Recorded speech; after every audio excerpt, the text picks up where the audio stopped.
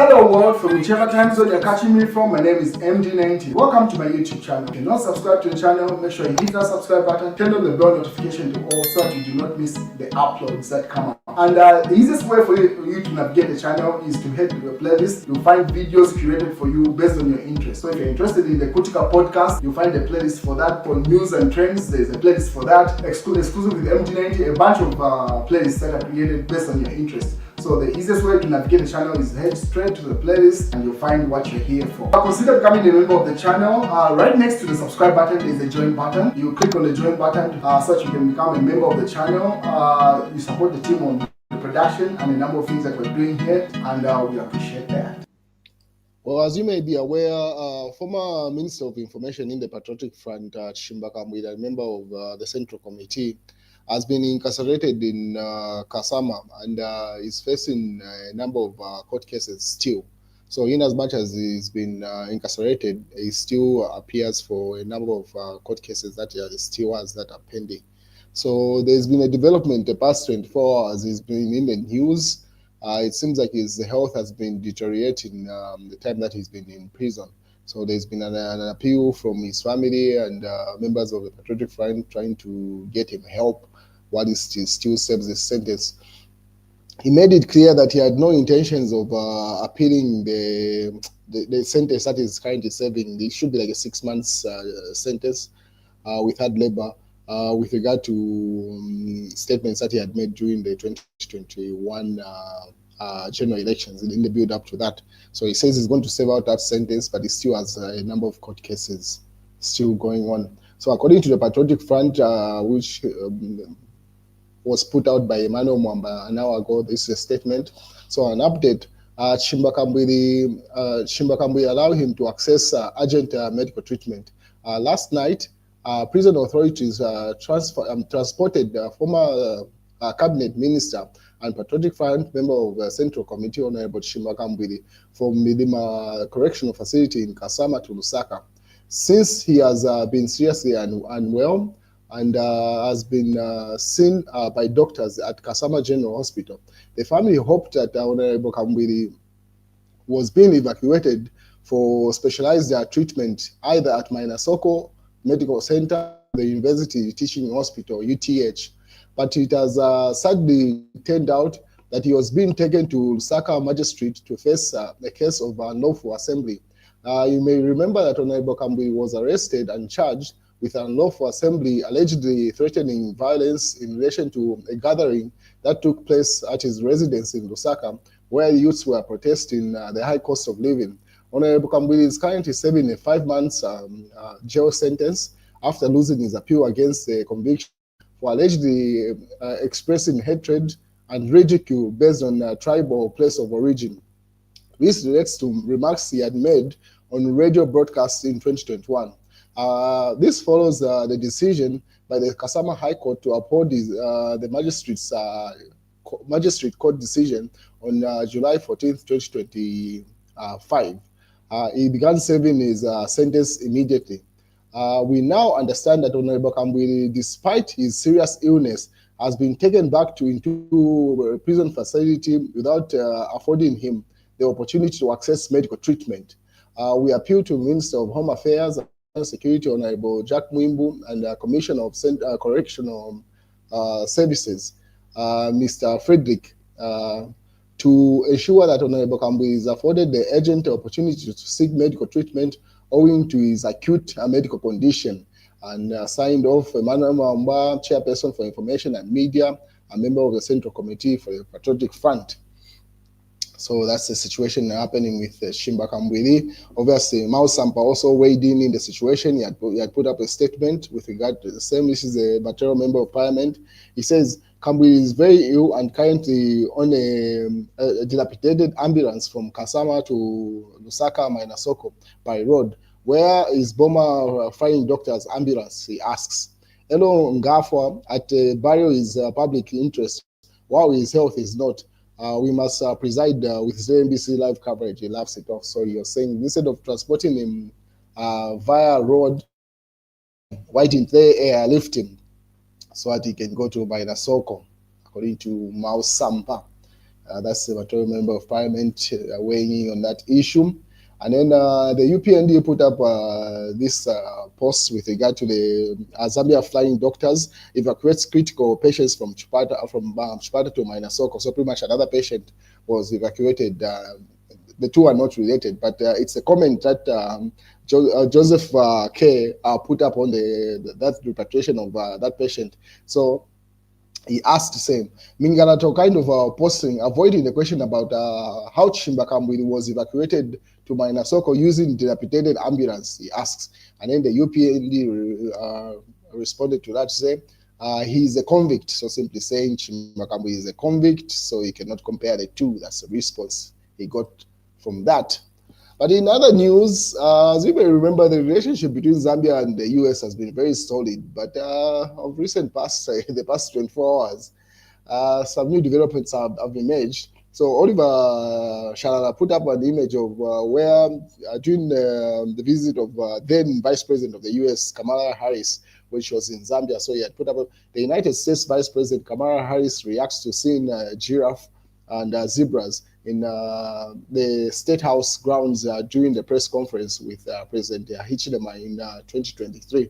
So he put up that image where President Hakainde Hichilema had a press briefing with Kamala Harris, then Vice President, before she was the nominee for the elections in the US.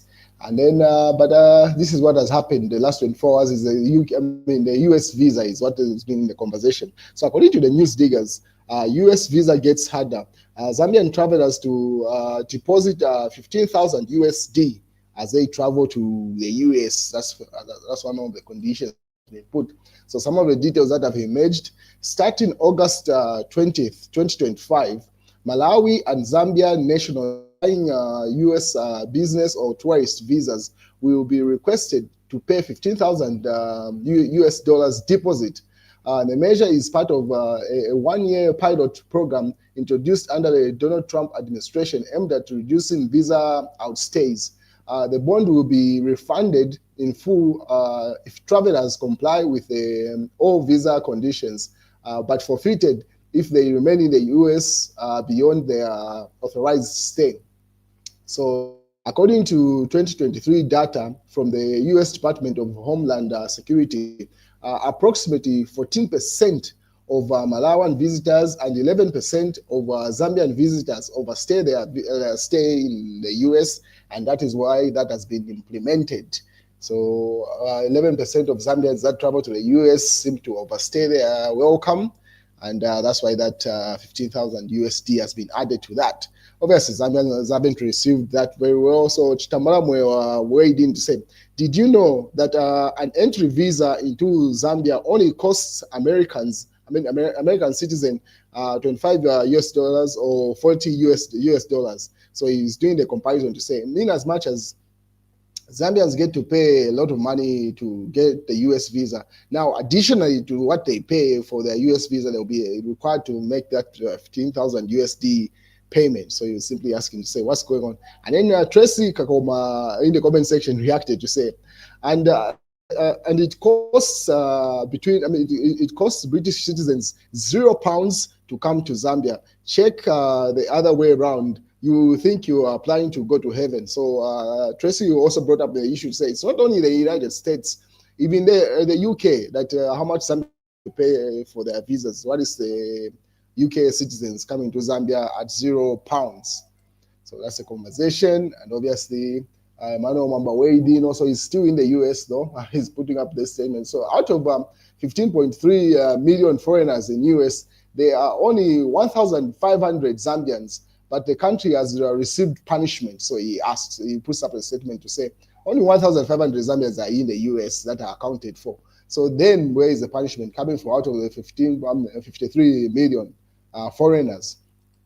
And they started having that conversation. And then the UPND also responded to the state of affairs. It says, it is becoming clear that Zambia is paying dearly for its close relations and upgrade in strategic partnership with China. Big Brother is not happy, referring to the Americans there. So they said Big Brother is not happy, hence all these visa restrictions. How many Zambians flock to United States of America compared to some other countries? So according to the UPND, they put up a statement to say it's because of how they've strengthened the relationship between Zambia and China, and that's why they are getting that. That's the UPND, the ruling party. And then Oliver responded to Emmanuel Mwamba's percentages, and then Oliver says, and 11% of those visitors from Zambia outstayed their visitor's visa. Hello, it's non-refundable. It's not a forcing matter. You don't have to go there. It's their own country. So Oliver Shara simply says it's their country. They are free to decide how it plays out. Emmanuel Mwamba responded to him to say, Zambia does not even make the top. Does not even make it to the top. Mexico had the largest number of visa outstays in the United States of America, followed by India, China, Venezuela, and the Philippines, while Canada and Mexico are often the top countries for overall overstay due to high numbers of visitors. They have separate reporting requirements due to high volumes and land border crossings. So they are having that debate with regard to the visa situation between Zambia and the US. And obviously, the Patriotic Front jabbed at President Hakainde Hichilema there. They say, because if you're not aware, Zambia signed a Lubito arrangement where a rail is going to be built from the Democratic Republic of Congo through Zambia and to Angola. So based on that Lubito corridor is related to the mining sector. So according to the Patriotic Front, say after signing a 25-year lease to give away copper, cobalt, lithium, and magnesium, and then you get punished by the US. So like Zambia has done everything it can do to preserve the US relationship, but anyway, they are receiving a punishment there.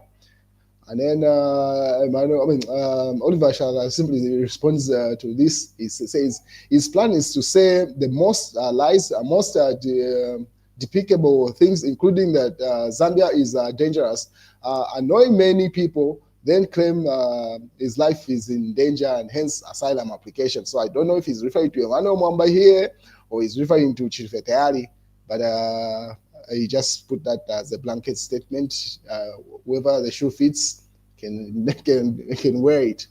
And the UPND says we want the government of the Republic of Zambia to pay our lawyers more than 10 million rands in legal fees accrued so far, family tells court. So this is in relation to the Edgar Chagwa court case. So according to the UPN, it seems like part of the demands, the family of Edgar Chagwa stated if they win the court case, legal fees are supposed to be paid by the states, and the amount is 10 million rands there.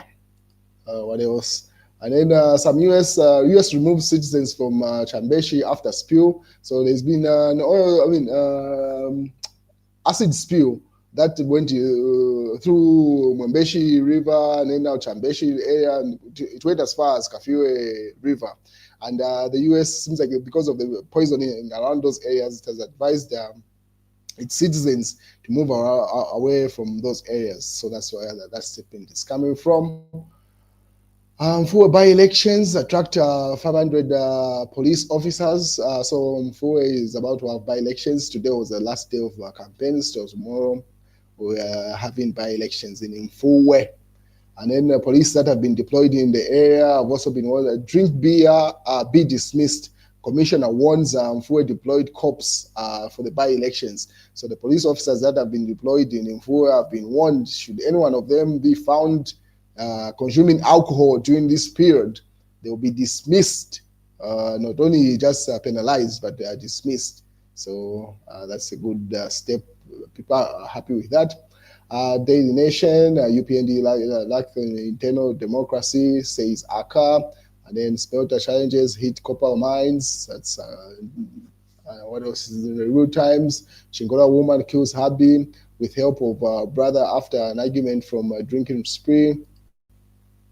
Mass newspaper says Electoral Commission of Zambia selects suspect firms. A TIZ investigation reveals a South Korean firm with tainted history lined up to handle Zambia's 2026 poor voter registration. So the conversation with regard to the voter registration in the build up to the 2026 seems like it's dominating. So that those allegations popping up.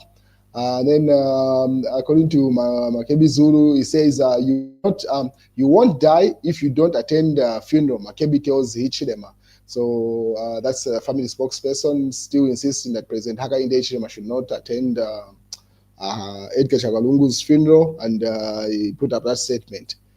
To which, obviously, Oliver Shalala responded. He simply says, similarly, Makebi Zulu won't die if he loses the case in the Pretoria court and then has to come and defend all the clients in the Zambian courts because their cases haven't been quashed. So that was a rebuttal coming from the UPND there. Then First Quantum Minerals secures a $1 billion gold stream deal.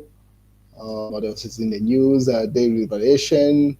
SEC Director General explains massive resignations. It seems like there are some resignations happening at the Anti-Corruption Commission. So it says he was given an explanation. Sources say investigations head is the deputy on first leave on forced leave with 16 leaving.